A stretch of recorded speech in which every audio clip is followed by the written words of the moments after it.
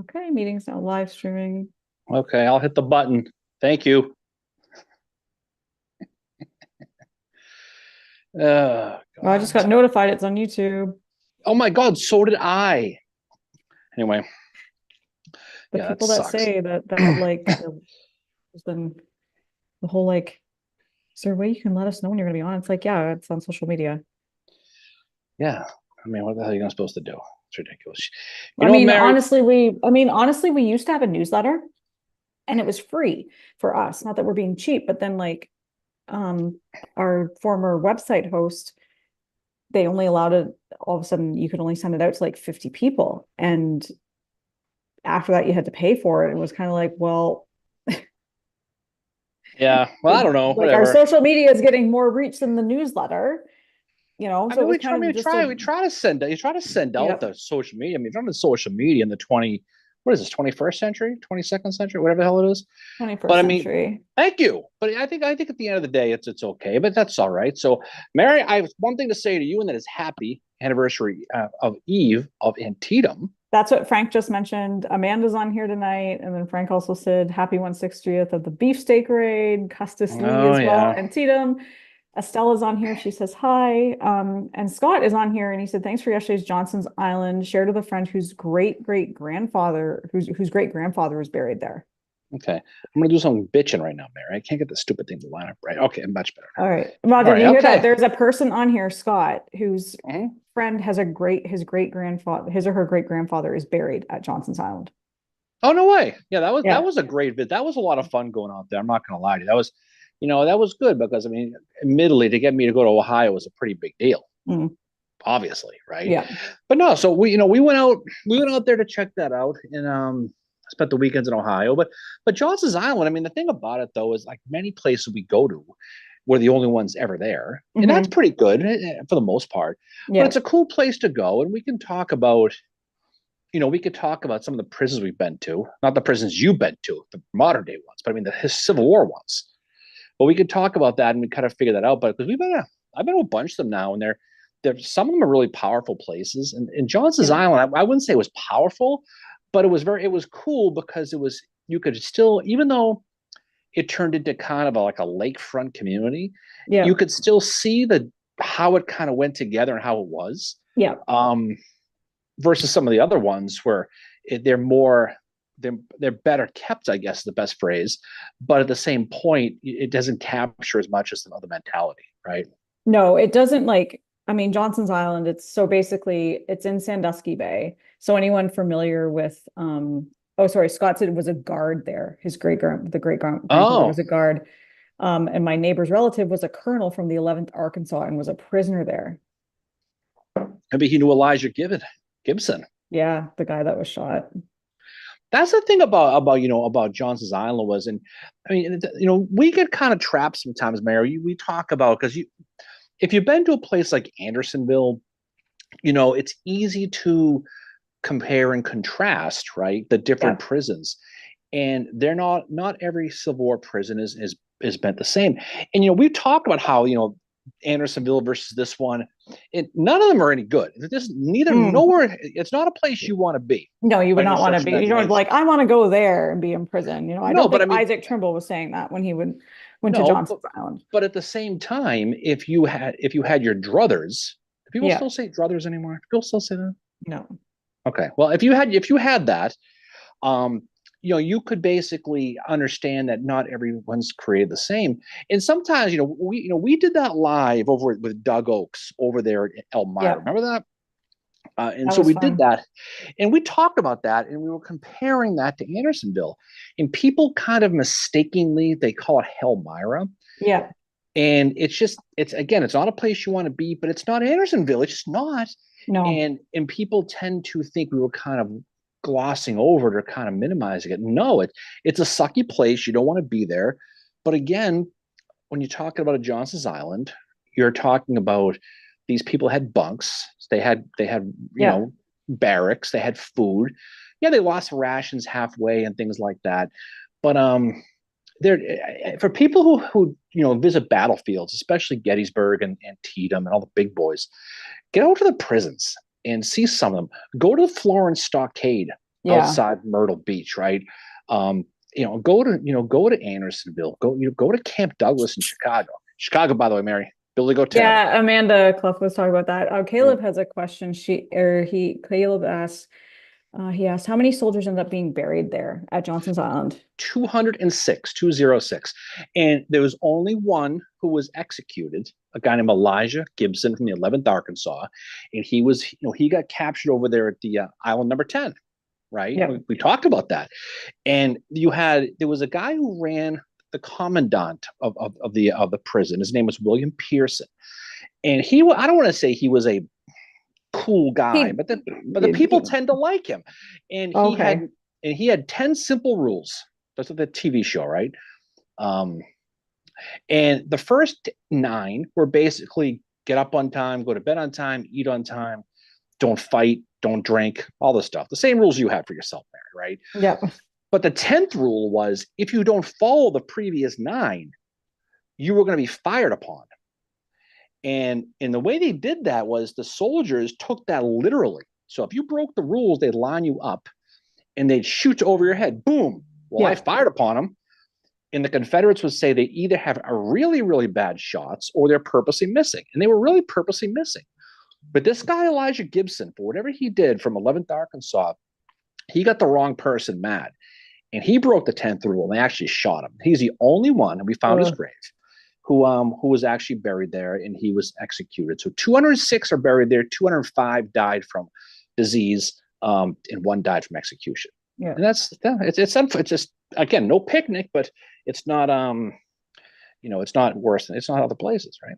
No. Yeah. And speaking of other prisons, Caleb asked, whatever happened to Libby? Wasn't it torn or burned down, if I'm not mistaken? Libby's a parking lot now.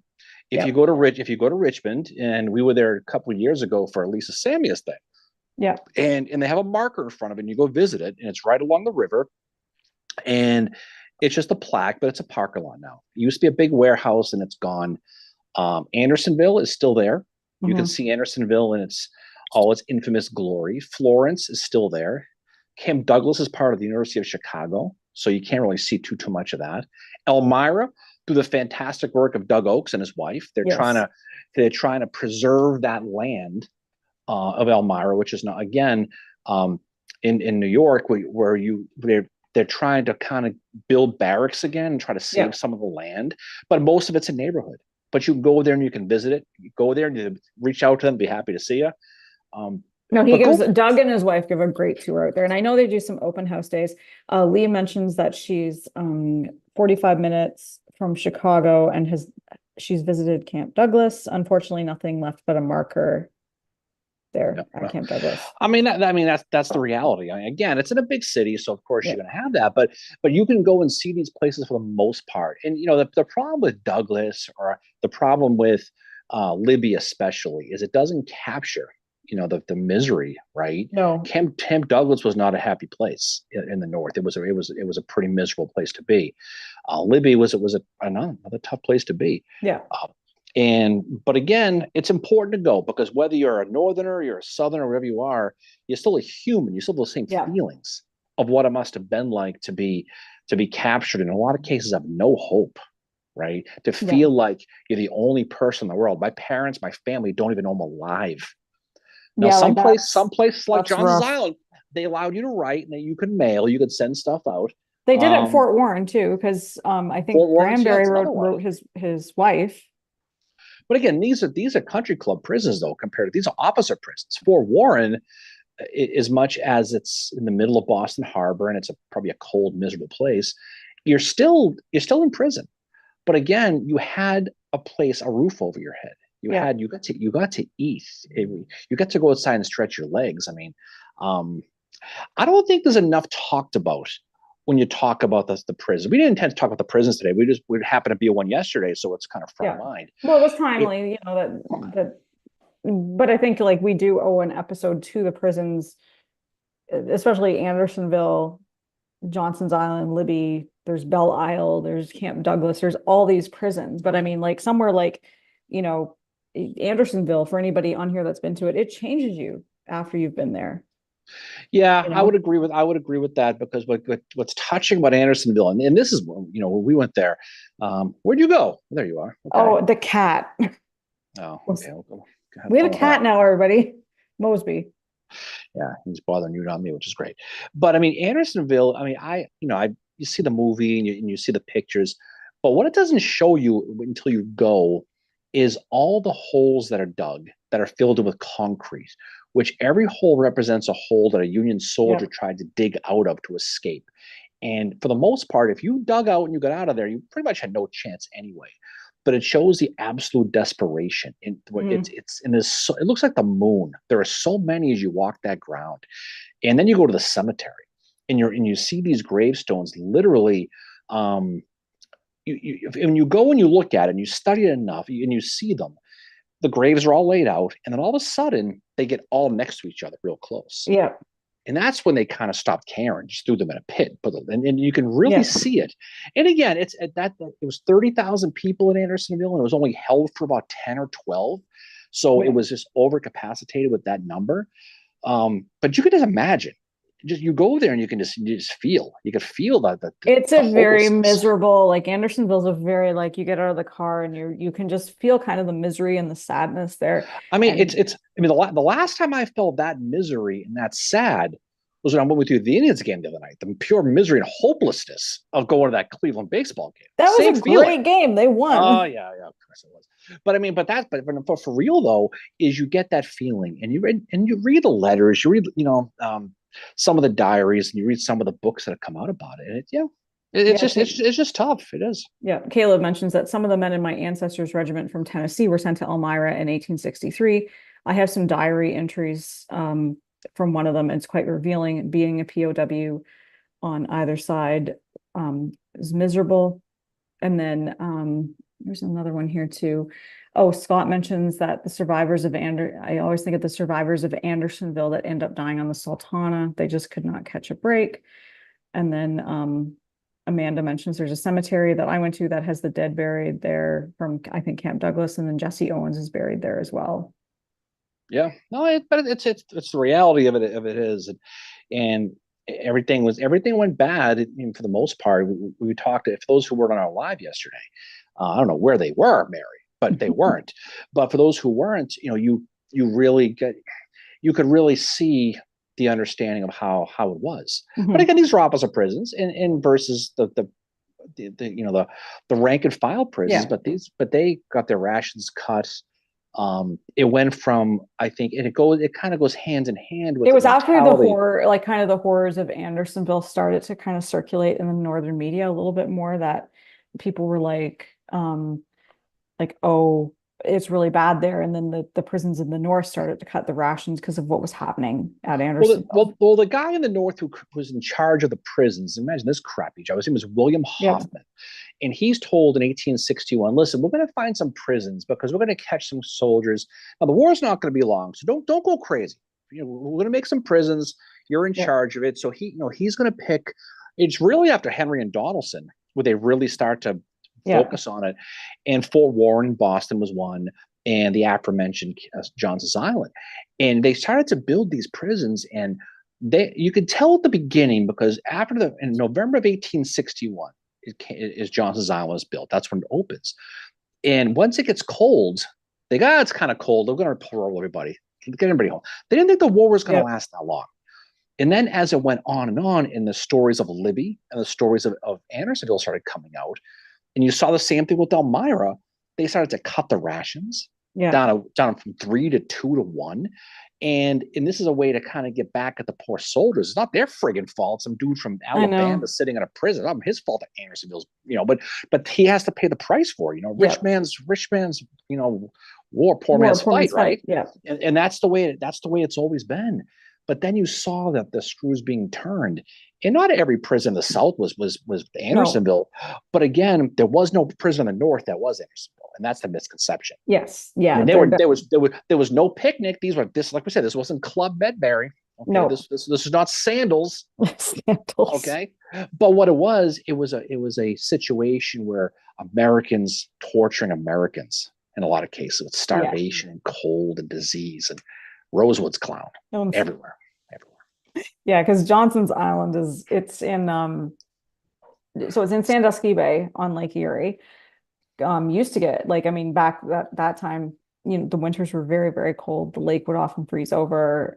We could even feel the breeze coming off the lake the other day, and it was warm. I can't imagine that in the winter. That would be really cold, you know. But there were some prisoners. There was 12 people, I think, that managed to escape. Some of them escaped to Canada. They escaped across the frozen Lake Erie. And at that point, the guards are like chasing them. And finally, at one point, they're just like, well, you know what? Let them go to Canada because they made it this far and they got to make it over the lake. At that time, the like Lake Erie would freeze over. But there was a whole bunch of plots. There was the one plot we talked about where there were 40 officers who were all in cahoots married to break out. And it was led by by Trimble, but he couldn't Yeah. participate because he lost his leg at Gettysburg, right? Yeah. After Gettysburg got shot, he got captured at Gettysburg, I Yeah. believe. But then James Archer, from the first day, Doubleday's buddy, he's kind of the ringleader of it. And there was a boat out in Sandusky Bay called the USS Michigan with 14 heavy guns guarding the whole thing. Like I said yesterday, a boat called the Michigan in In Ohio Ohio. is Yeah. hilarious for a million reasons, but they were going to basically go over there. They were going to go ahead and drug the captain, a guy named Captain Cole, and they were going to take command, the commandant, the boat. They were going to sail it back, take them away, sail off to Canada and call it a day, right? Yeah. But of course, one of the captives ratted them all out the day before. And when they went to go get Cole, they captured him, and that thing never happened. Um, but there was all kinds of these things that were trying to happen with this, and so why wouldn't you? Why the hell wouldn't you try to escape? Well, of course you're going to try and escape. It happened at Who doesn't Andersonville want to all the leave time. Ohio, Mary? Yep.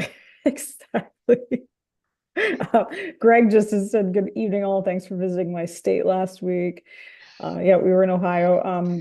Caleb has a question. He is wondering if anyone's read The Republic of Suffering. I think you've Oh read yeah. that, right? Yeah. Now, Lee and Gilpin's Frank book said the is same good. thing. The thing about that book though is, and it just never lets up. It talks Well, yeah, about it's about death and sickness and war. death Yeah. and torture, and it's kind of like a Debbie Downer episode of Saturday Night Live. It never, Yeah. but it's a necessary read if you want to read about that, because it just talks about, because you tend to talk about these battles, and the Civil War. You see the pictures. You think about the rebels fighting for their thing, and the Mhm. Union defecting their union. All this, there's a romanticism about, but it's war and it's hell, Yeah. right? War is a terrible thing, Mary. And so when you read her book and you read Peter McMichael's, what's his Dr. Carmichael, Dr. Dr. Pete, Carmichael, Pete Carmichael, Pete Carmichael's book, the letters that he The writes, War the for the Fletch Common letters, the Soldier. war, and you read about the average thing. If you want to study the Civil War, don't read Coddington, or don't read all these big books, but Fonz.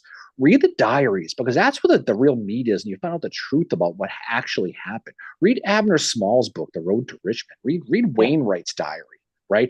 Read Elijah Hunt Rhodes' diary, because this is the stories of the actual common man. Because you could sit there and talk about Lee and Meade and Sherman and all these guys all you want, Yeah. but they're talking at a high level about what I did last summer to save the world, for the most part. But when you read these soldiers, Elijah Hunt Rhodes talks about the boredom at camp. Am I going to eat today? My blanket's gone. It Yeah. sounds really mundane, but it's important, because it really, from that ground roots level, it tells the story Mhm. of what the war is, right? Yeah, and it's an important story to tell, even though it's uncomfortable. Scott mentions that, hate to tell you, Darren, but we have a big group from Northeast Ohio invading Gettysburg this weekend. Better watch out. And I just asked if the group is going to the get out. So, our friend Matt Callery, who has the Addressing Gettysburg podcast, for anybody in town, Saturday at 10 o'clock, he is doing the Get Out of the Car tour, and this one is about Pickett's Charge. And that's Saturday Yeah. at 10 So o'clock. if you're gonna go, we'll be there. We're going there, right? We're going, Yep. right? Yep, we're going to that. So if you're gonna go check it out, and Matt, everybody knows that Addressing Gettysburg is he's one of our friends, and he does a great job at his podcast. And he, for the longest time, he was not able to do these tours with Lewis Trott Yeah. from the Gettysburg battlefield. the licensed battlefield guide. So he's finally doing it again, and so we're very happy about that because they are great tours, and it's a lot of people come out. If you get there early, Yeah. there you can carry the flag. And if Yes, you're really cool, you won't fall on your face like a friend. of exactly. mine. Yeah. Scott does say that they might be going to the mine on Saturday night. Well, we'll be at the mine, I'm sure. We'll likely be there. The mine is a wretched hive of scum and villainy, but it's a great place to go. The mine is a fantastic little place. There's a lot of good bars in town here, actually. There's a new one, Michaud Brewing, Mary. Michaud Brewing is definitely worth checking out. Fourscore, Gettysburg Eddie's Blue and Gray. What's it called? Pilgaroo is also really good. There's a whole bunch. I mean, it's definitely a drink in town with the history problems. No question about that. Yeah. But the mine is the mine's a fun place, especially late at night. Look who's making an appearance. Oh, there he is. Mosby's in the house. Yep. But the land of misfits toys goes to the mine after 11 o'clock on the weekend. So we probably will see you there. There, he's being quiet now. Yep. Oh, Lynn is coming for the tour at 10. Yeah. So this is our cat, Mosby, named after, obviously, Colonel John Singleton Mosby. Yeah. Oh, he's a good one. Yeah, so that's good. We saw Lynn recently at the wheat field here. We did, yes. We went on we walked around the wheat field with her, and you told the story about Edward Cross, and we were talking about that with her, just how not only just how horrific the battle is in the wheat field, but how it's like its own battle. The wheat field, they call it the whirlpool in the wheat field. And what's great about the wheat field is it's so many battles in one. 26 acres of wheat on George Rose's wheat farm over here, right up the street here. And it's great because it's so many moving parts. You've got parts of 3 Union Corps, 2, all these divisions coming in and out. And really, if that was just the only battle here in this town of Gettysburg, it would still be a major battle. Yeah. You think about it. You saw the Kepis with the diamond, the trefoil, all mixed up with Confederate from G.T. Anderson and guys like Semmes and all these people all mixed in. And the cross story is a good one. And I'm glad that Lynn jumped on as we talk about it. And we kind of did a group little thing. I don't want to say covert because we didn't break any rules, I don't think. No, we didn't. We were just out there walking around talking about it. But we talked about Edward Cross. You talk about Edward Cross and what he did with the 61st New York and 81st Pennsylvania, 148th Pennsylvania, 5th New Hampshire, and how they were able to hold off the best they could until he gets shot in the stomach, gets knocked out. But how, you got Cross and you've got Zook and you've got Kelly, John Rutter, Brooke, all kind of coming in while this Confederate barrage is coming in, all because of really one order that was taken incorrectly by the South Carolinians who wheeled to the right. And really, because of that movement, caused a whole unfurling of the wheat field for the Union. Yeah. And that's cool about history. You can study these little things that get you. But the wheat field's a great place. There's so many good places. Like there are many battlefields. But here at Gettysburg, you can do the wheat field, you can do Culps, you can do all the Round Top, all the usual stuff. But there's so many cool little wheat places we go to. Spotsylvania's got a bunch of great places to go. Yep. Obviously Antietam, the anniversary is tomorrow. And they are, for anybody in the area of Antietam right now, I know they did some stuff today. Tomorrow at 6:45, they're doing a sunrise battlefield walk. We really wish we could make it, but I don't think we'll be able to make it for that one. Lynn just mentions like she'd love the Wheatfield walk that we did with her and the stories that we were all able to tell about it. It's great because that's what history is the stories you can tell, right? It's the personal stories and they resonate with so many people. You can't always associate and resonate with the big generals, the major generals of the world, because they're at a different level and all that stuff. But when you get that lower level and you find out these stories about some of these lower level officers and the subordinates, it's just you don't want to sit there and get all giddy talking about war. No, but you can talk about this whole thing to a point when maybe it starts to make sense a little bit. Right. And I just don't mean about the battle or the war, but society in general at the time versus now. Right. Yeah. And just how different it is. And you have to be able to talk kind of beyond the soldiers and beyond the battle. There's been, Scott mentioned our event on Friday night, and MJ mentioned that she's going to be she's looking forward to coming to Gettysburg later this week. But we are actually, so this Friday, and it's not too late to get tickets. The National Civil War Museum in Harrisburg, which is not too far from Gettysburg at all, is doing their annual, like it's a fundraiser for them. It's called Cocktails and Cannonballs, and we will be there. We will be doing trivia. But our friends from Getty's Gear are going to be there. Mason-Dixon Distillery is going to be there. There's going to be lots of different, just kind of like, they have like food samples. There's the opportunity to get entered into a raffle for, you can fire a cannon. They have a wine pull as well as a silent auction, and the silent auction is already online. So you can go on and bid on items. You don't have to be there for They could probably put you in a cannon and you could shoot. I'd pay for that. But it's really cool though. And we were over there this morning. We had a meeting with them this morning, and they had a pretty cool artifact, Mary. We could talk about it because they're putting it out. So I'd rather save the surprise for when it's actually all right, fine. But well, not everybody's going to be there though. Yeah. But I'm going to jam the torpedoes. But they have the saddle of Colonel Randall of the 13th Vermont. Yeah. Part of Standards guys. And what's cool about it is on the second day of the Battle of Gettysburg, he was ordered by none other than Winfield Scott Hancock, Mary, to go help attack Lane's Floridians and Ambrose Wright's Georgians and try to spare Julian Weir's artillery. And they sent them out, and they have his actual saddle, and it's got a bullet hole in it from the actual battle. Yep. And they had it today. It's going to be in a case on Friday, but we saw it before it got in the case. We didn't touch it. But you could just getting that close to it, right up to it, and seeing how it was. You could even smell it. It was really cool. I mean, it's pretty amazing to think about. He would go on to become the colonel of the 17th Vermont after the Battle of Gettysburg. But that's like real history right in front of your face. Yeah. And they have these at other places, obviously, in different relics. But being that close and kind of the secret back rooms, seeing all the stuff they have and seeing this stuff is really cool. And we saw a lot of their new displays they put out. Like if you went there last year, you'd be surprised how different There's it is so now. many new displays there. Like they have one of Jeb Stuart's swords there. They have General Lee's gauntlets there. There's just so much new stuff on display. If you saw this, Mary, but they had a letter that Louis Armistead wrote like 10 days before he died. Wow. Right before Gettysburg, he wrote a letter. And they have it next to a letter by Hancock from a different, something else he wrote. Yeah. But right next to each other in their little New Gettysburg area. Talk about the friendship of those two from Mexico, which, a little overblown, but still, it's still cool to talk about. But the Armistead letter, it might have been one of his last public letters he wrote. And they have it. Yeah, that's really, they have so many cool artifacts there. And it's great to see them like changing them out because as Darren was saying, like they've changed out the exhibits quite a bit. Like there's some new stuff on display, but it's an amazing, well done museum. Great gift shop too, with lots of different, like so many books there. I was like, oh, I want to buy that one and that one.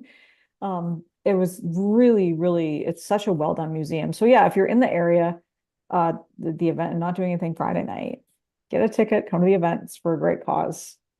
Well, that's the thing too, is when it's $75 to go. Okay. That's okay. But that's not that bad. You get I'm going to say it's not, like, but you're going to get whiskey, you're going to get food, you're going to get cigars, awesome trivia, Mary. Yes, with us.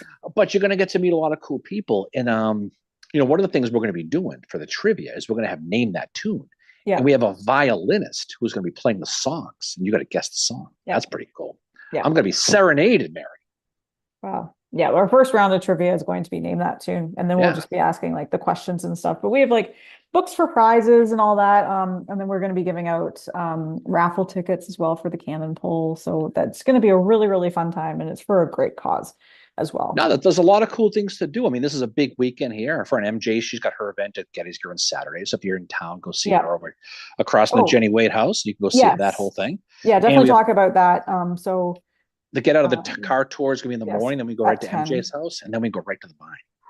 Yep. But yeah, MJ has a really awesome group on Facebook called Gettysburg, These Honored Dead. I know a few people on here are part of that group, but they are going to be having kind of their annual meetup, and they're going to be having it over at Getty's Gear, which is just like pretty much across from the Jenny Wade house. And there's going to be coffee there. They also have Atomic Dog cider available to purchase. You can bring your own food, or you can purchase snacks that they have there too. There's going to be a couple talks, and then MJ is going to be doing trivia there. as well. So that's pretty cool. And I think that starts at like 1 o'clock. MJ can correct me if I'm wrong, but 1 o'clock over It was at like Gettysburg. 12 to 3 or something. Yeah, something like that. Yeah. I could be wrong. I'm trying to pay attention to all these moving parts, Mary. But no, but it's pretty cool. There's a lot of cool stuff going on. We're kind of coming into the fall. Like you're coming in, you can actually go out and walk around these battlefields now, and it's in the 70s, it's not in the 90s anymore. So you can actually go out and see things. Mhm. And as you get deeper into the fall, the leaves start to fall. Yeah. You can go into those places that you normally can't get into, like behind the 20th Indiana Monument. Get down there. Yeah. You can see some cool things, right? Yeah, MJ said it's 12 to 3. So thanks for that, MJ. But yeah, the group is Gettysburg, These Honored Dead. Definitely. And they're going to be having a charity raffle as well. So that's very cool. And we're going to be donating some stuff, Mary. We are. We have some stuff to All right. donate. Yeah, you can win a free RKO by MJ. She's going to RKO you for that one. No, but there's a lot of cool stuff. It's fun, and there's a lot of cool stuff coming. But obviously, the anniversary of Antietam has been going on. They had some things this past weekend, and tomorrow, obviously, is the anniversary of it, 162. And they got a lot of cool stuff. They're doing a 6:45 a.m. sunrise walk. You Yeah. can go to the cornfields. We were joking this morning. The last time someone said maybe in the cornfield at 6:45 a.m. in Antietam, it didn't work out too well for those people realistically. But it'll be a little safer this time, so you can go and you can go. Some friend of ours who are volunteers are going to be doing some tours down there, and it's their big thing as well. It's too bad it's not the weekend, unfortunately. I know. Well, they are doing some events this weekend as well at Antietam for the anniversary. And speaking of anniversaries, the anniversary of the Battle of Chickamauga is September 18th to the 20th this week. But this past weekend, they did some events there for that. I saw some pictures online where Jim Ogden, who's one of their lead rangers there, he was giving tours. Great guy. I've seen him give some tours before in person as well as lecture online, and he knows his stuff about the Battle of Chickamauga. But they are having that anniversary. But like I said, they did some events this past weekend. I'm not sure if they're doing some events this weekend. Hope they are, because pretty important battle. No, there's a lot, and we're blessed by having so many cool historians be able to tell these stories. Yeah. Right. And to be able to go out and hear them talk to as humans, not like high school teachers. Yeah. Boring you with the dates and names and stuff like that. But now's the time. I mean, now's the time to get out there and begin to see some of these things. Yeah. Exactly. But I mean, because once it gets too cold, it kind of stinks a little bit. But right now is a great time to go, you know. The cat keeps knocking my charger out of the wall. Oh, okay, well, it's all about you, man. It's all about you. No, but again, you can go out there, because when you go out there in the like November here, specifically, the snakes are gone, the ticks are gone. Yeah, Lynn was just mentioning tick season dwindles in the fall. Yeah, and so you can get out there a little bit, and you can really when you walk and you hear the leaves, the frozen leaves crunching under you. Remember Christmas Day we were down here? Mm-hmm. We went over to the Slider Farm and took a walk down there. Yeah. Who did we talk to, by the way, who rented the Slider Farm for the night? Was telling us about it. Your friend Tom. Tom Demko. Yeah, that's who that was. I think McMillan. Something. No, so yeah, you can down here at Gettysburg, you can rent some of these battlefield houses for the night, and you can go out there and spend the night there in the battlefield. We ran into him at one of the local pubs this past weekend. He was telling us that he stayed at the Slider Farm. That's something we got to put in the bucket list there, dude. Mm-hmm. We have to do that. You know, but there's a lot of cool things you can do with that. But that'd be awesome. I would definitely be down with that. Frank says he's planning a week in Gettysburg in November. Oh, okay. Yeah. You should try and come here around Remembrance Day, Frank, because that's like lots of people here. Because no one will be here. Yeah. But I mean, it's Remembrance Week. You get to see the parade. There's lots of different events happening. There's just lots of different stuff happening at that time. No, there's a lot of things to do. And again, we're not just at this battlefield, but there's so many things going on. You mentioned Chickamauga. And for those who have not been to Chickamauga or Chattanooga, it's a great place to go, and there's a lot of fun places you can go visit and you study these. You can go to Georgia, go to Atlanta. You can do Georgia and go all the way to Tennessee, and you can see battlefields almost at every exit on the highway during Sherman's March. You can see all that. Go to the south to Jonesboro, right? Jonesboro was cool. That was a fun visit. I really enjoyed Jonesboro. And Caleb was just asking me if Chickamauga is one of my favorite battles. It is tied for it and Gettysburg are my two favorites for different reasons. I mean, I've always been more comfortable in the Western theater. But Chickamauga, I find that it gets so overshadowed, but there's so many great stories. Like you have the 18th, you have Minty and Wilder, you have what General Thomas does there, like Longstreet and John Bell Hood are fighting there. You have William Haynes Lytle, the poet who was like, he was a celebrity fighting in the war, and he was very well known. Yeah. And No, that's a very interesting story too about Chickamauga. Chickamauga is like a bigger version of Antietam, Yeah. where you don't see, like here at Gettysburg, this statues, it's the largest outdoor statuary in the world here at Gettysburg. Yeah. That's a fact. But when you go to an Antietam or you go to a Chickamauga, you'll see a lot more regimental stuff and small level stuff. And it tells the story. It does a great job interpreting what it is, but it's just less clutter. So you can get a better vista. You can sit there at Snodgrass Hill and sit out there and look out. Yeah. And you can see for the most part where Hood and Longstreet would have come across, right? Yeah.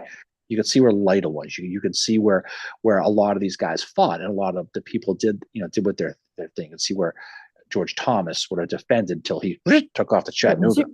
Yeah. There's so many great places to see there. It's a great visitor center with great displays, interpretation of it.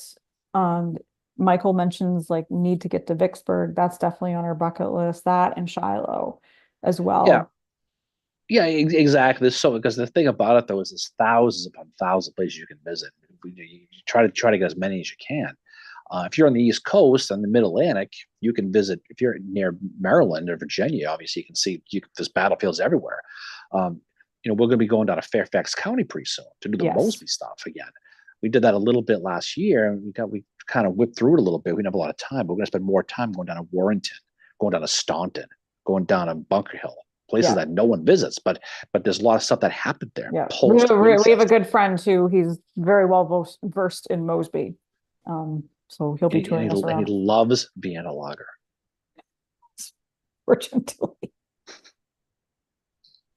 he's not on here to defend himself either. At least I don't think he is. He's in a work conference. I know exactly where he is right now. Oh, okay. He's not able to get on here.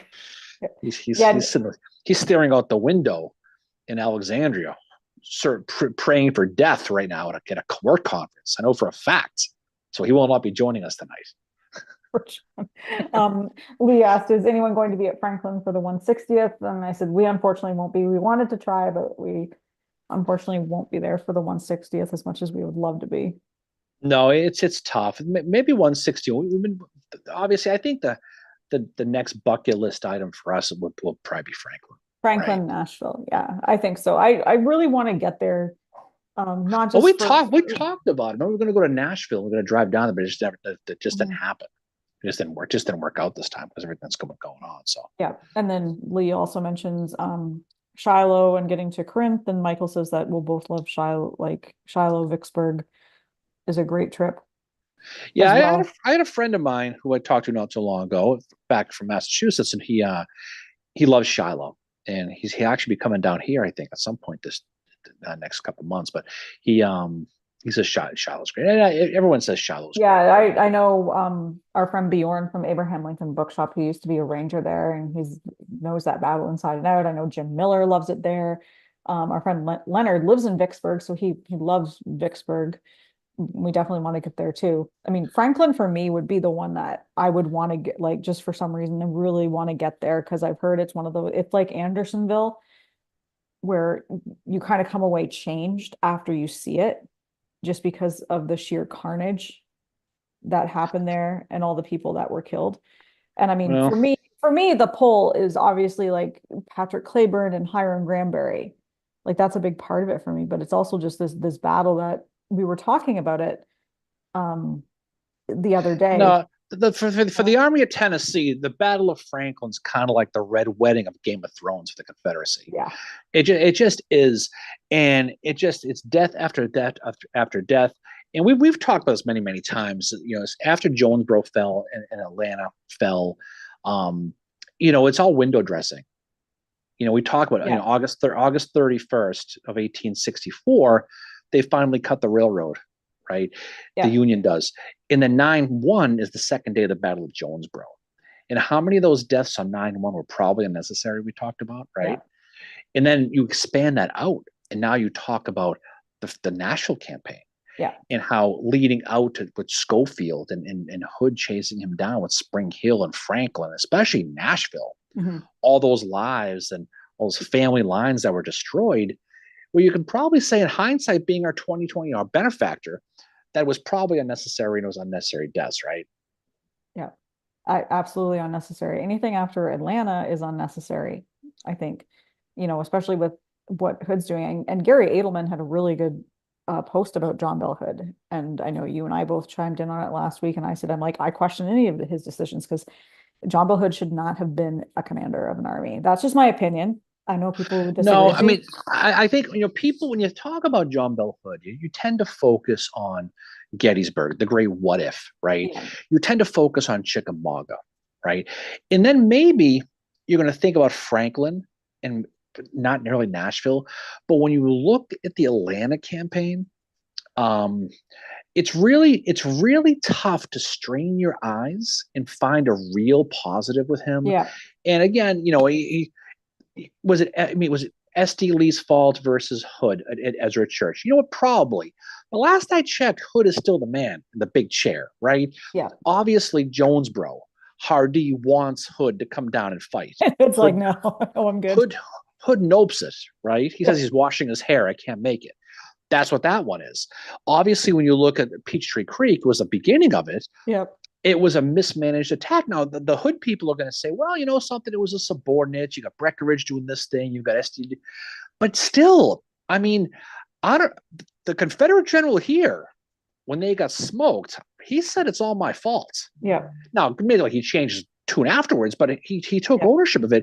And I think that's the biggest thing with him we said wrong guy, wrong time. And again, and he had a great moment at Chickamauga. Yeah, right? Chickamauga was probably one of his. I mean, when you're looking wounded, when you're looking at turning points here at Gettysburg, and people always talk about this and that, you got to look at Hood's wounding at the Bushman farm, because when he gets wounded, he gets taken back to the Plank farm. Okay, way in the back now. Now Evander Law's in charge. He's on Big Round Top. He looks like Kevin Bacon, right? He does. He has no idea he's in charge. Now that echelon attack is all screwed up. You've got the 4th and 5th Texas going this way, the 1st Texas going this way, the 15th Alabama going around this way. And it's all disheveled. And when you look at that gray what if of that echelon attack, when Ambrose Rice gets through and there's no one more brigade falls short and they run out of daylight and Posey doesn't move. His wounding is huge here. Yeah. So you can look at the positive, but the negative is big with him, especially in Atlanta. It is. Yeah. Oh, he's just, I mean, you have, what is it like? I mean, Otoy Creek, he does okay there. But for the most part, now, I mean, that's a good moment for him. But again, he wasn't there. But again, I'm gonna give him credit because he's still in charge of the army. Yeah. Now, Utoy was a situation where Sherman's like, oh, let's go hit this. Then he walks in. It's like that baby meme. He walks in and walks right back out. Right. It's like, nope. They hit that and go, oh, nope. Too much resistance. Let's fall back. But it's a Confederate win. I mean, it's their one shining moment on the Atlanta campaign out of all of them. And that's ain't much. But again, I mean, I'm not burying Hood. I'm just pointing out the negative with that. But I think there's negative but he has a lot of good moments, though. He does, just not at the Army command level. No, he's not. And there's not and there were some people on there saying on this post, it was really interesting. I love reading the comments on posts like that because you get so much back and forth. And one person was like, well, I think Claiborne should have been in charge. And someone was like, well, we all saw how bad Hood did when he was put in charge. How do you know Claiborne might have been as well? Well, why can't you look at someone that was made an Army commander and did really well and say that Claiborne might very well have done well in that role? I think Hardee would have done well in that role. I mean, my own opinion is I think they should have just kept Joseph E. Johnston, but he was not doing what Davis wanted him to do. Again, hindsight being our benefactor again. And it's the same deal. You look at your baseball team blows on the 9th. They should have taken the pitcher out. He didn't. 50 years from now, that's how what history remembers. Yeah. We're talking historical memory with the guy this morning about that. Yep. Right. And that's what happens is you tend to fall back on these things, but you got to keep the open mind though. Mhm. And I think a lot of people, especially when you're starting to root for the big dogs, the Lees, the Meads, the Hoods, is you get tunnel visioned and you kind of get those blinders on, and you don't want to hear anything bad about it. That's nothing wrong No, with or that. you It's don't just want to hear anything good about them. And, Greg makes the point. Hood was never quite the same after Gettysburg. And I do agree with that. He started to slowly lose his fastball. I think at Chickamauga, he's still I was good, gonna but say but Chickamauga was Chickamauga, after he's Gettysburg. good, He was but I pretty good don't at think Gettysburg. but he's not the same Hood that I don't think he's the same Hood that was at Gettysburg, and then Chickamauga, he just completely after that. He's never the same again. And I think that's No, combination but I wounds, right, mentally just exhausted. but I think the one fallacy, and I've come around on this admittedly, is the Laundrum thing with him, Yes. I think that's such an overplayed thing, and the people who really hate Hood, I mean, Yeah. really don't like Hood, right? Yeah. Are going to say that he was addicted to this, it would Mhm. affect, and I don't think that's the case. So it's arguable that there might have been some sort of I after think he effects, was taking right? some kind of painkiller, and we now know the far-reaching effects that opioids can have. Right, but he wasn't taken in '64 though, No. and so I mean he might have had long range effects, but I think when you see the people who really go at him, they think that he was like Cheech and Chong screwed up Yeah. the high as a kite High dog. as a kite, yeah. And that's just not fair. And that's not fair to him. No, that's an easy Um, way out without looking at, okay, like, was this guy just like in over his head? And I think, um, Caleb mentions that Sherman knew who he was fighting when he got Hood.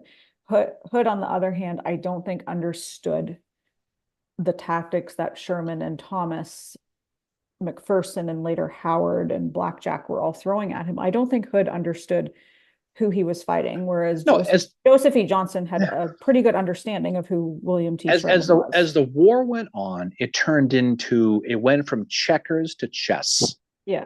right? So at the beginning of the wars, it was line your guys up, file closures, keep them together, fight, fight, fight, artillery, and bayonets, charge, the whole deal.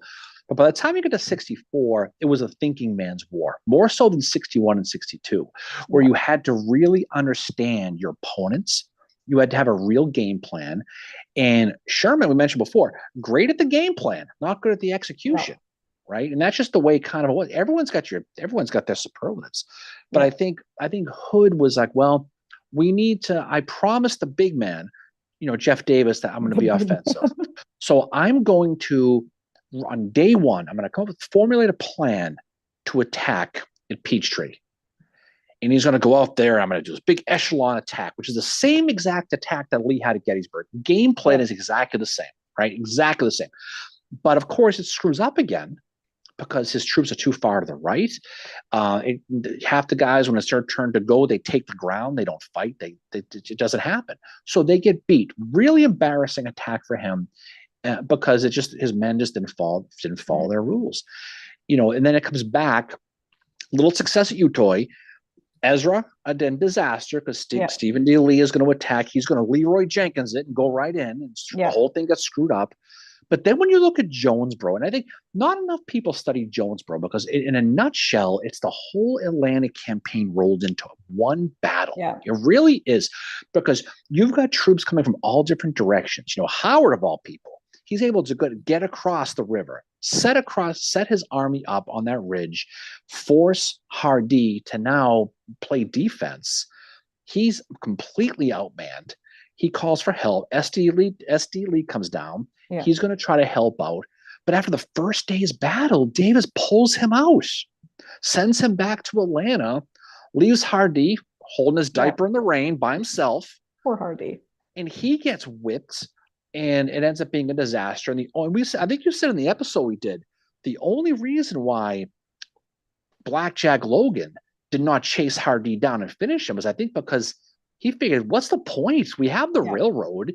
Even Sherman's like, haul off the dogs. Let's go back to Atlanta. Yeah, and I think too, Howard was the one in command there, and I think him and Blackjack were probably like, what's the point? And Howard also knew Hardee from West Point, knew his family, was good friends with him, and I think it was kind of one of those like, well, we were just supposed to get the railway. We weren't told to destroy the army. And I think the one thing too that happens with the Atlanta campaign is, Sherman was very lucky in the subordinates he has throughout that campaign. He's got Thomas, he's got McPherson until McPherson is unfortunately killed. He's got Schofield, and then yes, Howard turns out to be a great subordinate for him, really strong army commander. And then he's also got Slocum on the March to the Sea as well. So he's got some really strong subordinates. And that is sometimes just as important, not as important as the commanding general, but it's important because they understand how to execute the orders. And Sherman too was good in the sense that he would allow his commanders to think for themselves. He wasn't going to be in there micromanaging them at all. Well, when you look at the facts and how important Atlanta was, and Lincoln was still thinking, I'm going to lose this election. If we don't get Atlanta by the election, I could be out of here. Yeah. And Johnson, of course, has fallen back, but he's delaying. Think of a big version of Buford at Gettysburg, fallen back, ridges. That's the Atlanta campaign for Johnson. Fight, fall back. Sherman goes his flank, falls back again. They get to Atlanta, and he's got 22,000 citizens in the town of Atlanta, that big manufacturing, that big supply hub. And losing it to the Confederacy was the game. It really was. Yeah. And Sherman had to have, it was a big must have. But again, knowing your enemy, we talked before, checkers to chess now. Yeah. Knowing Sherman is not going to recklessly expose himself. He's not going to, because he doesn't like the frontal stuff, Mary. Yeah. Right? He's a PG guy. He's not an X guy, right? So he's going to try to find a way to get into Atlanta, but he's not going to attack it front on. Hood, you're playing football, and you have a 3-point lead, and you have the ball with 3 minutes to go, and the other team has no timeouts. What do? You run the ball, run the clock, right? Hood comes out 5 wide, throwing the ball all over the damn place, and it falls apart for him. And that's where the knowing your enemy thing we talked about a little while ago comes in. And that, again, it's easy to sit here with history being our benefactor of knowing how it ended. Yeah. And they didn't know how it was going to end. Davis wanted aggressive, and sometimes the best defense is a good offense. Yeah. But again, it was a bad play at the end of the day. Mm-hmm. And you could have put, and this isn't about Hood, you could have put Stonewall Jackson in there if he was still alive, an offensive guy. He would have had the same results. It was the game plan versus the man in a lot of cases. But Hood did screw up, though, especially Jonesboro. How do you not go down there when it's going to turn into a major battle and not a little milk? And your subordinate Hardy is being like, "Can you come down and help me out? Like, I need." And what does Hardy do after that battle? He quits. He's like, "F this, goodbye, right? I'm gone." He gives it the old quit. He gets reassigned to command that North Carolina thing that ends up at Bentonville. But he's like, "I'm not fighting with this guy anymore. Are you kidding me?" And you lose confidence with these guys. And then you play that out going to Franklin.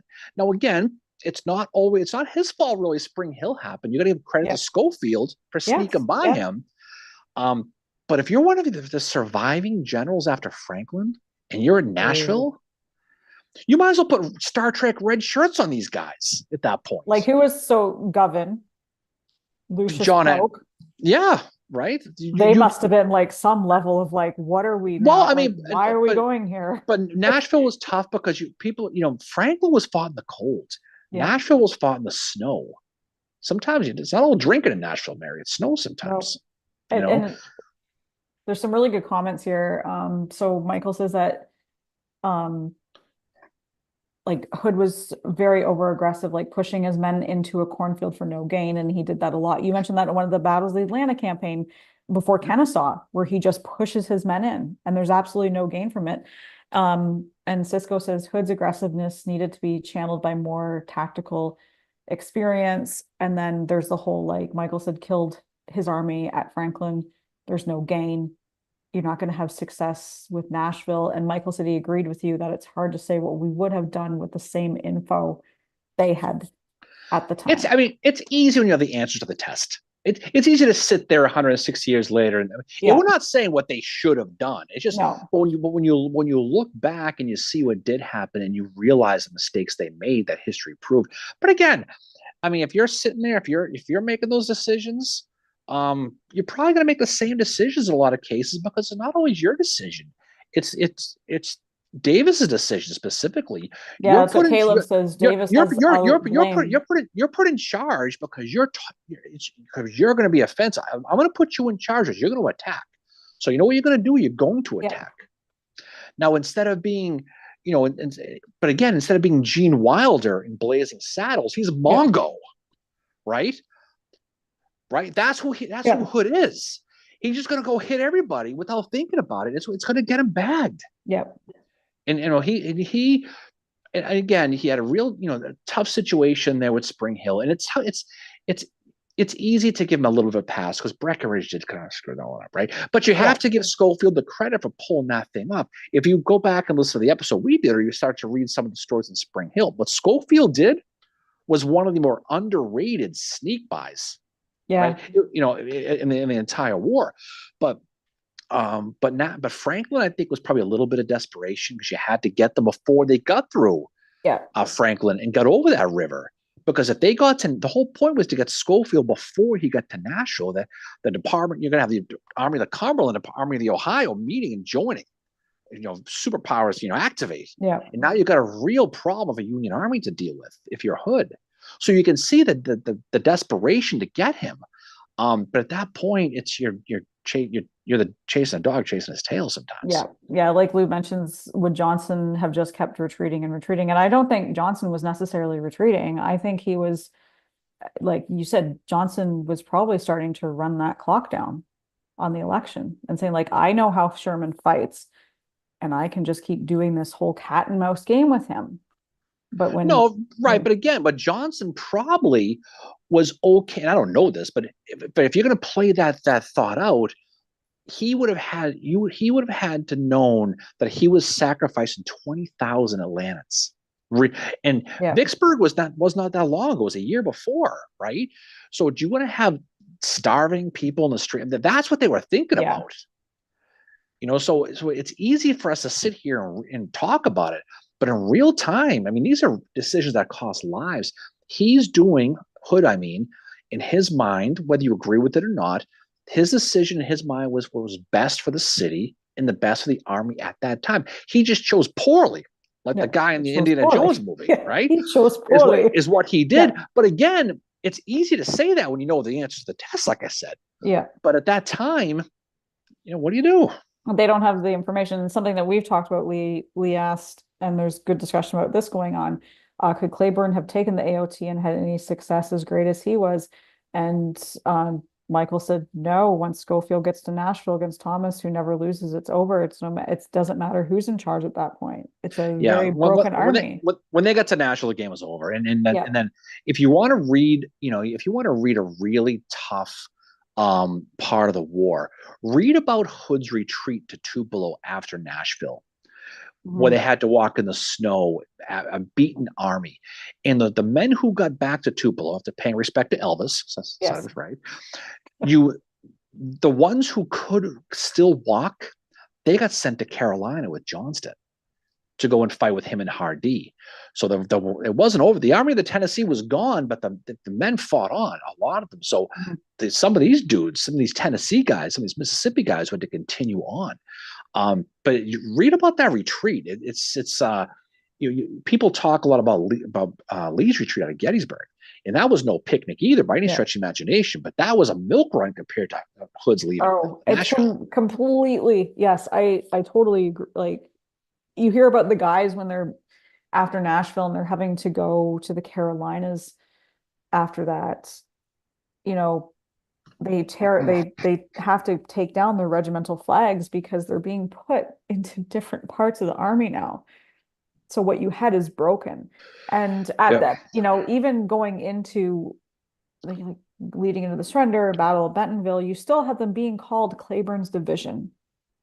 They're still calling them that. And it's so sad. Like that is a really sad part of the war that, these guys have given it everything they have at Franklin and Nashville. And now you're like, guess what? We're going to the Carolinas to fight some more. And they're back under Joseph E. Johnston again. They're going to Carolina in their minds. But that's what happened though. Yeah. They got sent over there and they had to deal with that. And by then, the war was definitely slowing down, and Sherman definitely took his foot off the gas a little bit towards the end, especially when you look at Bentonville. Yeah. Because there's that story where Sherman has to go tell Johnson. I don't know if you know this, but Lincoln got shot and is dead. Johnson is And like, and they think it's you guys. And he's like, fuck.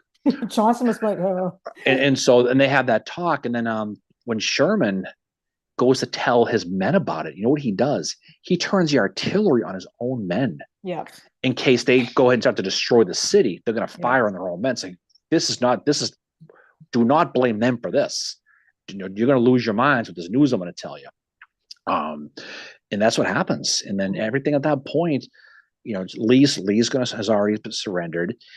And Sherman tries to create terms with Johnson. Of course, he does. The White House, and not the White House, Lincoln, Stanton. Vendetta against this personal vendetta against Sherman. He turns on the peace offering, and they have to go back. So he's got to go back and say, "Oh, Joe, guess what? No, we have to do this again." But yeah, you can just imagine just the everything in the air, the flux of that situation. Mm-hmm.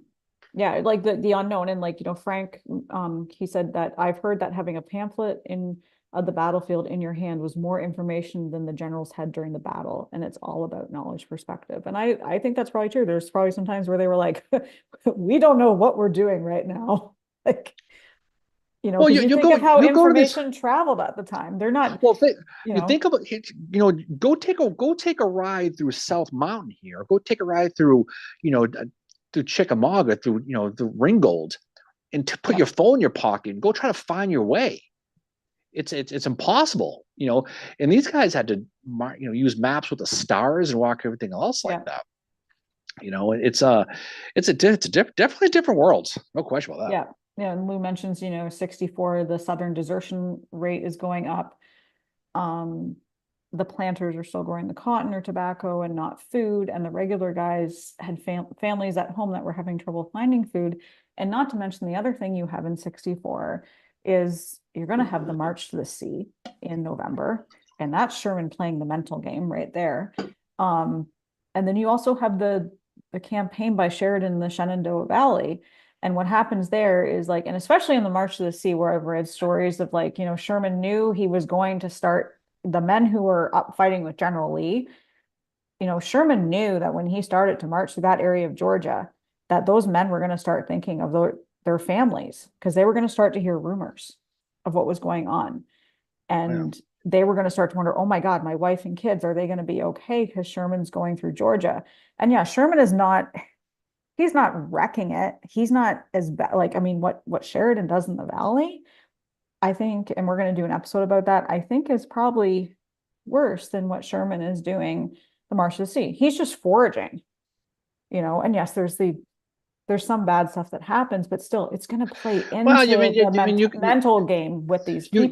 You've got the bummers doing their thing. And Sherman, for the most part, was like, okay, just don't do anything, wink. But you know what, though? Lee was the same way in the Gettysburg campaign. I mean, he put his orders out. You had cavalry guys like Jenkins and some of these guys who were just causing problems all over the place. Grabbing free blacks and bringing them back to. There was all that was going on in this campaign out here. But again, that's war, right? You're trying to win. Yeah, you got two good armies in the field. You're trying to get the edge. And 64 going into 65, you can tell these guys are at the end of their ropes with it. I found one letter that General Howard wrote to his wife after not being able to, he missed another Christmas with her. And you can tell he's frustrated. And he's like, basically saying, paraphrasing, I want this to be over.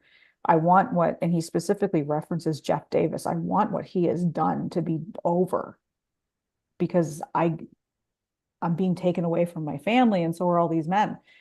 You know, you can tell that they're at the end of it. Well, I mean, a lot of it in his mind was, when this war ends, I'm getting hanged. This thing's got to keep going for my own personal life, and that was a big part of it too. And you saw that during his escape, and when he finally left Richmond, and after Richmond fell, that's what happens when there's a revolution. The people who try to pull it off usually get hanged. In his history, and this experience is very unique compared to other worlds, every other civil wars or sectional wars. Yeah. So he's thinking about his own personal life with this thing, and so he's trying to keep it going and going and going as long as he possibly can, because the second it ends, he's going to be the first one. Yep. And you'll laugh at this, but Caleb mentions how good Southern Storm is, and some other people are agreeing. Oh And I God, did Southern too. Storm. You liked it too. It was a great book. Yeah, it was But good. It was Trudeau, right? it's Trudeau, and Trudeau's very detailed, and he goes back to those soldier diaries. Anybody who's not read Southern Storm, check it out. And he's able to come up with what the weather was on each wing of the march, because so Michael says, at the most, Sherman cut a swath no more than 10 miles wide, very narrow and straight through Georgia. Not everyone's great grandfather in Georgia had their property burned. Very true. And I think it was like the whole right to left wing at its widest was, I think, 60 miles. So it's Yeah. a pretty big area that they're going through. Well, But they're just trying to but get they to only Savannah. range like maybe 5 miles from that to the bummers only, go maybe 5 miles to get what they need for the day. And the funny thing is, the bummers were the guys that were always getting in trouble for stealing. And Sherman's like, "Ah, have I got a job for you? This is now your job. You get to go out and steal stuff." I mean, you can look at some different raids of the North. I mean, the Dahlgren raid comes to mind as far as more of a destructive type thing. And even Dahlgren only burned one building. I mean, he hanged that one slave because he accused of being a spy. But Yeah. but there was not to say that these guys were lighting anybody, but again, I think that perception of historical memory has really it grabs hold and tells Yeah. stories. Like we were saying this morning over there was a lot of times what your great great grandmother told you and passed down the line is more important than what history and historians are telling you, because you're going to believe my grandma's not wrong. Yeah. How can you possibly tell me this? And that's where you fight a lot of this case too, especially in social media. Oh my God, the historical memory thing on social media is just, it's like, oh geez, like no, your great grandfather's barn was not anywhere near, but you still have to wonder, where did they get that story from? And it's been passed down. And of course, I understand why they're holding on to it, because it's in their family. It's part of kind of their history. Um, and yeah, Fat Feline said that it was 60. Love that name, by the way. That's a great name, Fat Feline. Feline. That's what Mosby's going to be someday, our cat. He's going to be a fat feline. I know it's not his real name. But Fat Feline. fat feline. You don't Anyway, know.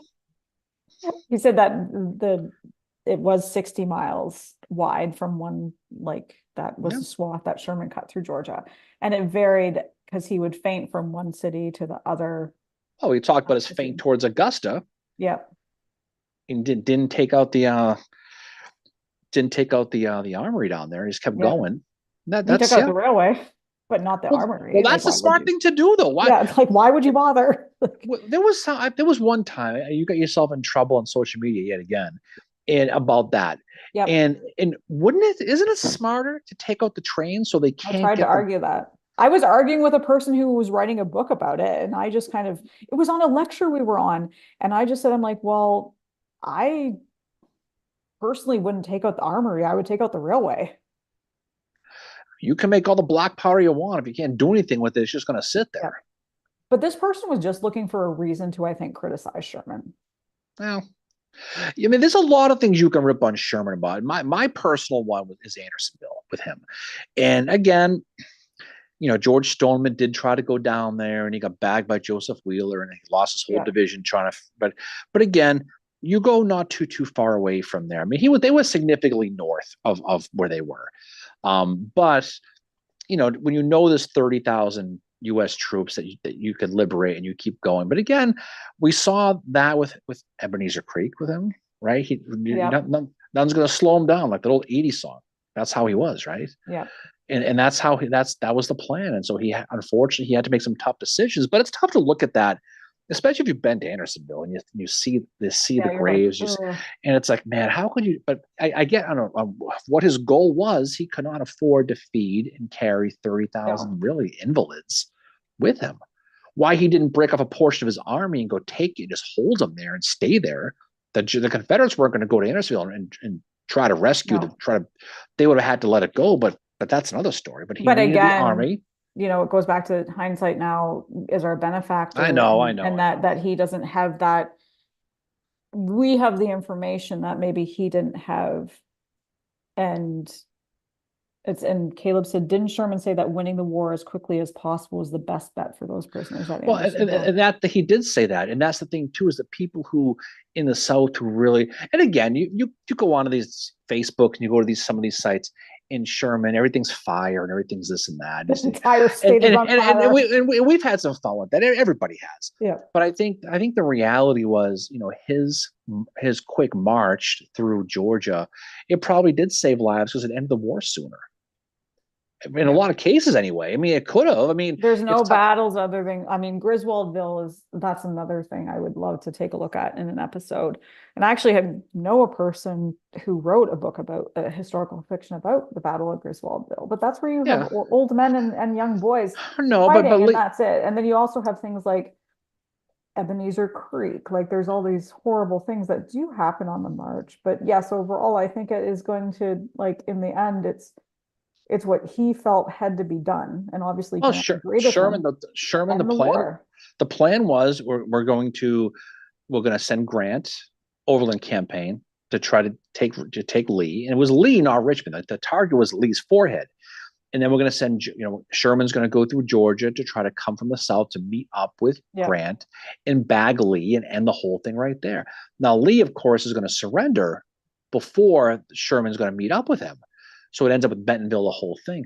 But that's how the plan was. So of course, it was all about timing. Get to Savannah, get supported, get new supplies. Schimmelfettig is going to end up taking Charleston. Pigman. The Pigman's going to save the day there. Yep. And they're going to work their way up. And now you got Thomas in Nashville, who theoretically could go east if they had to. Everything was a big moving part with that. But the timing didn't work out well because Lee surrendered.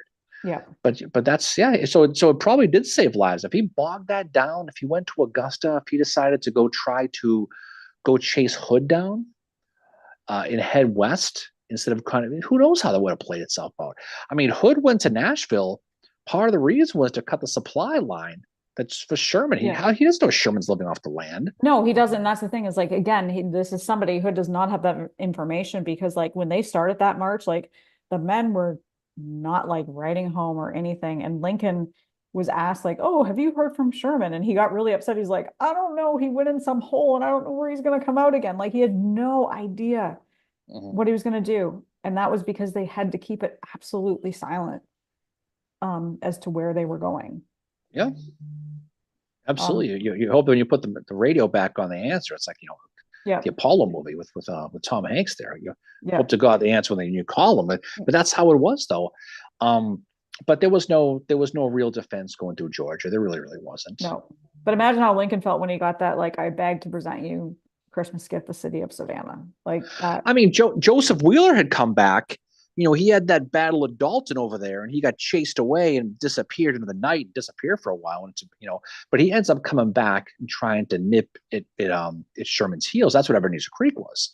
So you had a little bit of experience, but if you're talking cavalry against two wings of infantry, so they didn't really have much of a shot to deal with that. But it's fun. It's fun talking to people because the reality versus the perception. It's all fun and games. But at least people are studying it, though. People are having fun in the chat right now because Frank asked, which Civil War figure would have the most followers in social media? Who would have had the best posts?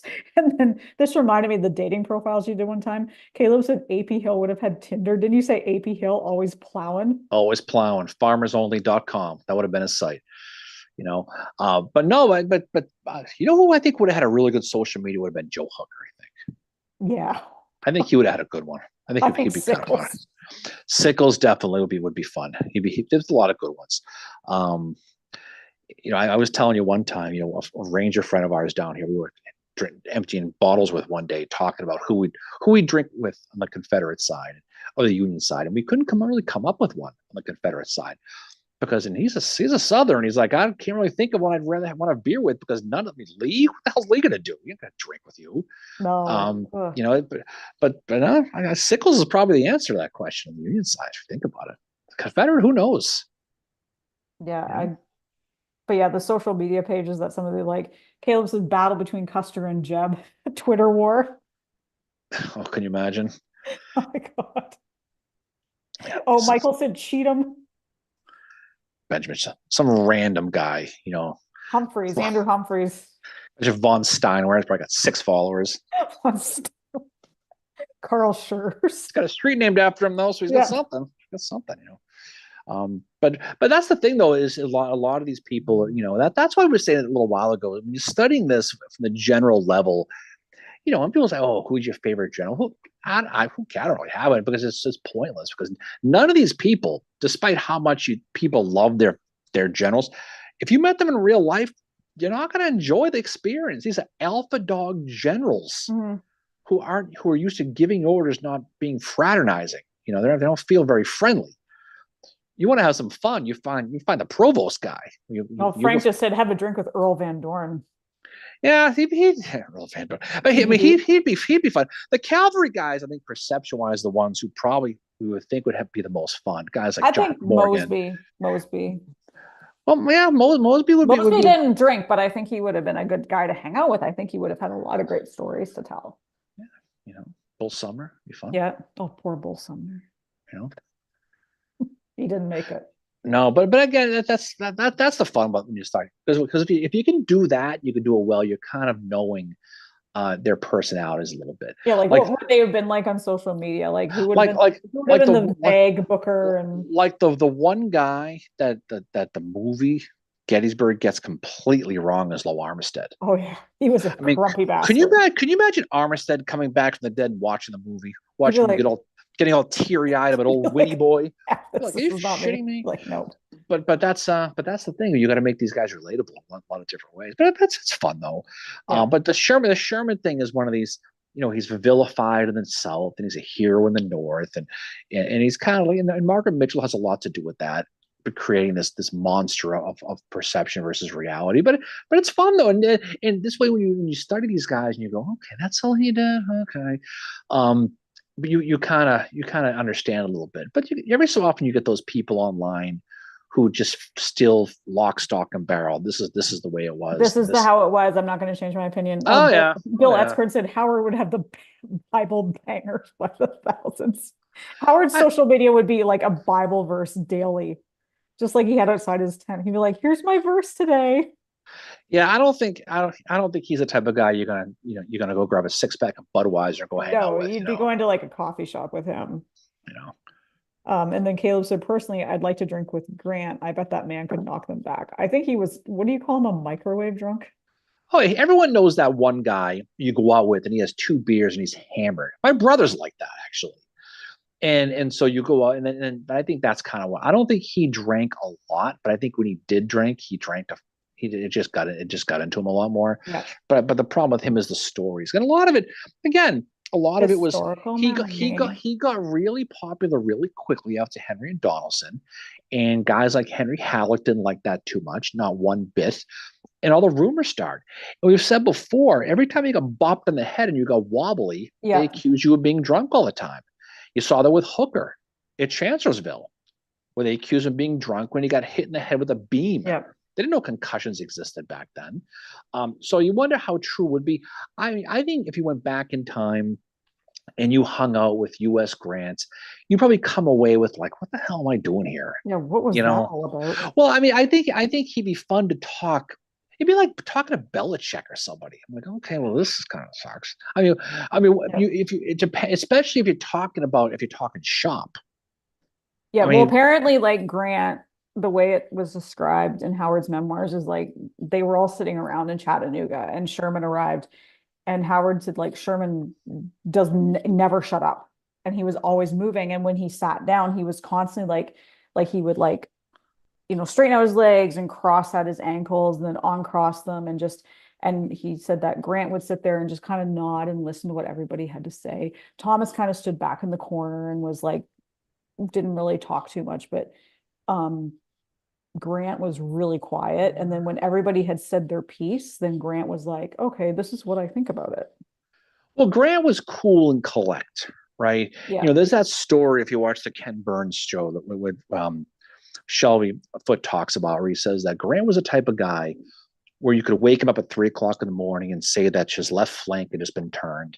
And he would get up and no big deal. He would really start giving orders, do this, do that. And his heart rate wouldn't even move. That's how they said he was. That's how Grant was at Shiloh Well, that was, was just his personality. I think that's how he. I think he was. That's who. I mean, like anything else, if you see your manager, your boss flipping out, yeah.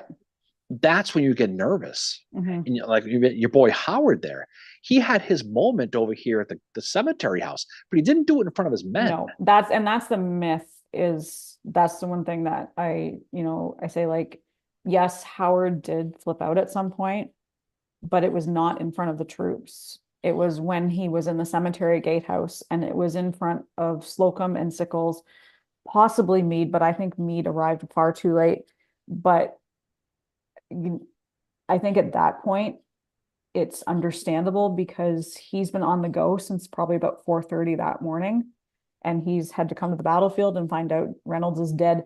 He's in charge, having to deal with all that stuff. And that moment, that when you've been go, go, go all day, and then you finally sit down and you're like, oh my God. Yes, you're allowed to freak out at that point, but he never did it in front of his men.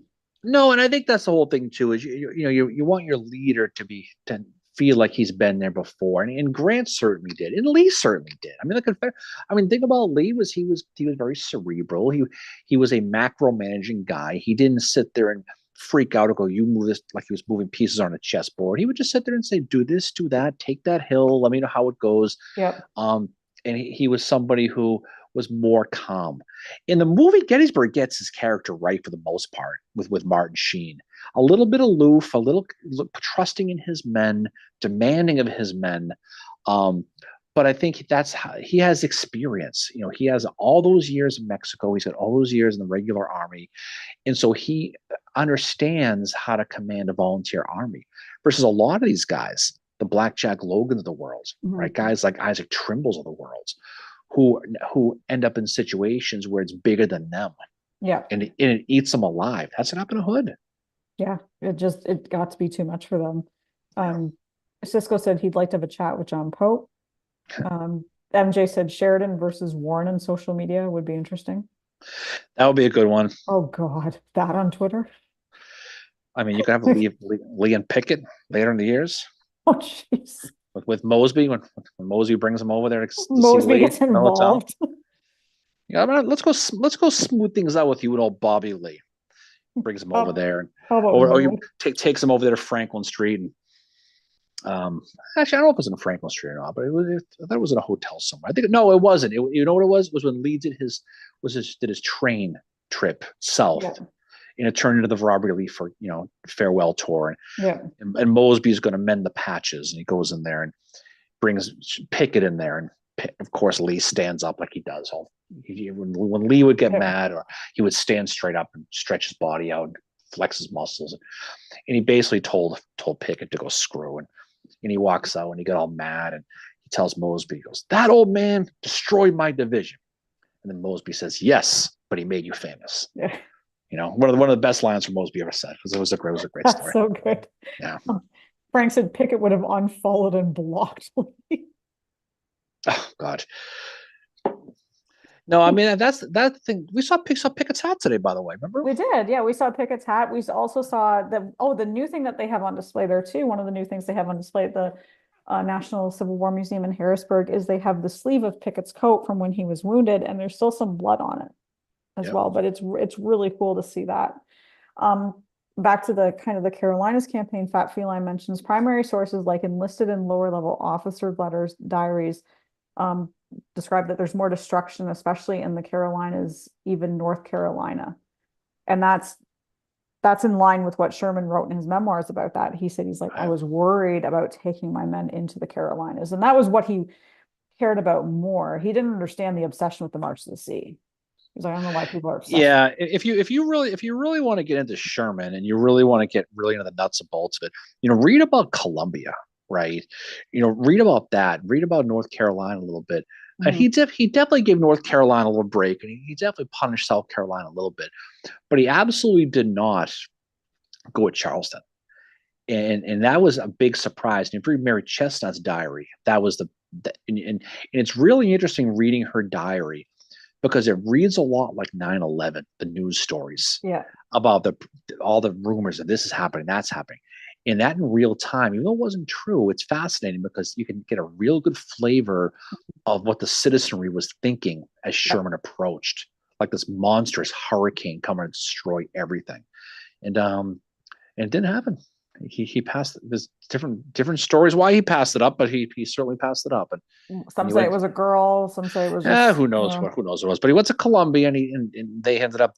Um, that place got torched pretty good, and that was one of the ones where he really kind of said, "Well, no fires, but I'm going to bed. Whatever happens, you boys better be good." yeah. And then he's like, Howard, you're in charge. And it's like, Wiggly put the, dokley, everybody. Time yeah, for put the bed. Lights cushions out. there. Yep. You know, Like, and so of course it wasn't just him. A lot of it was Wade Hampton who burned Columbia, yeah. just like it wasn't Sherman who burned Atlanta. It was, you burn the supplies so your enemy can't get them. But he did, and this is Howard made sure that he left all that cattle behind for And guns. and weapons to defend Yeah. themselves for people because it would have been martial law in that city after the Union Yeah. left. So Well, Howard just his thoughts were like, I think at that point he's like, we're gonna win this and we have to be nice to these people because they're gonna be well, coming again, back into our country. anything after Atlanta was kind of, I don't want to say let them down slowly, but it's like let's get this thing over with as fast as we can, but without we don't need another Antietam or another Gettysburg here. We need this to be over. Let's get to the election. Let's get Lincoln reelected again. And let's get the Confederate government on the run and end this and start to think about Reconstruction. Because they were already planning on different ways how they were going to reconstruct. And then Lincoln gets shot, Johnson takes over, and the whole thing was out the window. But they, after Atlanta, the war was over. It really, really was. Oh, yeah, it was. You could look back, and we were sitting here somewhere one time, and someone asked about the turning point of the war. And you can make a huge turning point's Antietam, the anniversary tomorrow. Yeah. Because that's set up the Emancipation Proclamation. But really, if you're looking for a nail in the coffin, it's Atlanta, and it's really Jonesboro. Yeah, Jonesboro is kind of that final that, and I mean, if you study, oh, look who just came out. There he is. There he is. Mention Mosby wakes up. There's the gray ghost right there. Yes, but really, when Jonesboro what happened, and that was the final defense of Atlanta, and they had to take off after Atlanta. That was it. And so you could look at Jonesboro as being a huge turning point. But again, the horse was probably out of the barn at that point. They weren't going to beat Sherman at that point. Everything was falling apart at that point. Frank mentions Clawhammer Witcher. Yeah, another good one. Another good. They had good nicknames. Shot Pouch Walker. Oh God. Ironically, speaking of Atlanta, he got shot at the Battle of Atlanta. He's done. And then Fat Feline says General Slocum wrote a letter, which was about it being a sin not to bring the pain of war to South Carolina, being the catalyst for secession. Well, that was the thing too. Is a lot of the northern press, a lot of the real hardcore war hawks wanted Charleston punished. Yeah. Speaking of Charleston, Mary, did you see that there was a report today that Fort Sumter is sinking? I would believe it. That happens. When I was there, last time I was at Sumter was probably about, I don't know, 5 or 6 years ago. And they had water pumps and they had issues with the water getting in. But there was a story today that it's actually really sinking. Mm-hmm. So if you're going to go see Fort Sumter, you better go see it soon. It could be Atlantis here pretty soon. But that's too bad. They're trying to do what they can to preserve that. But that's the nature is taking that one over. Just like Battery Wagner. Just take, it's going to be. Yeah, that's too bad. Yeah, I need to get to Sumter. We need to go there. I've never been. Oh, I've never been to Sumter. What the hell's wrong with you? No, I've been to Moultrie, but not Sumter. I couldn't get out to Sumter that day. That's what happens when you travel with massive war people. That's like saying you're going to Disneyland. I've never been to Disney World, Mary. No, he's coming He's coming down to see me now. Go to Castle Pinckney, maybe. Yep. No, but Sumter's great, and we said this before. If you go to Fort Sumter, you take the first boat in the morning, and then when you get there at like 8 a.m., you get to watch the U.S. flag get raised. Yeah, that's pretty. Watching it raise the U.S. Sumter is actually a pretty cool thing for a Civil War person, Northern Civil War person anyway. Southern person probably not so good. There he is. There he is. Okay. Yep. But yeah, I've not been to some. Moultrie was cool to see. Yeah, it's pretty cool. That's where John Reynolds was. He was stationed there? You know who the Sergeant Major of Fort Moultrie was before the war? Edgar Allan Poe. Edgar Allan Poe. There you go. Very good. Look at you learning. You're book learning. I know stuff. I'm a librarian. I need to know this stuff. Oh, you are. You are. Mm. All right. Why don't we wind this thing down? It's getting late. This Yeah. late night stuff is it's more fun doing this in the morning because it's you get a Yeah. little more energy. But at the end of the day, it So gets kind Cisco of said, tired. "Hey, Kitty, yeah, he's only like 4 months old, so he's very rambunctious." Yeah, he's a terrible two. So Yeah, we're having a good time with him, I guess. he plays catch though. He's a mouse that we play catch with him.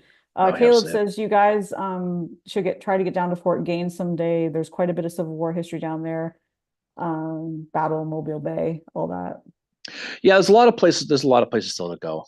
You know, in merely again being in this area where we are now is it makes it a little bit easier, especially with the stuff in the Mid Atlantic. But it's still pretty cool. It's still pretty cool. So hopefully, there's some fun stuff if you guys could watch on the Battle of Antietam tomorrow, the anniversary stuff. I'm sure they're doing some things online.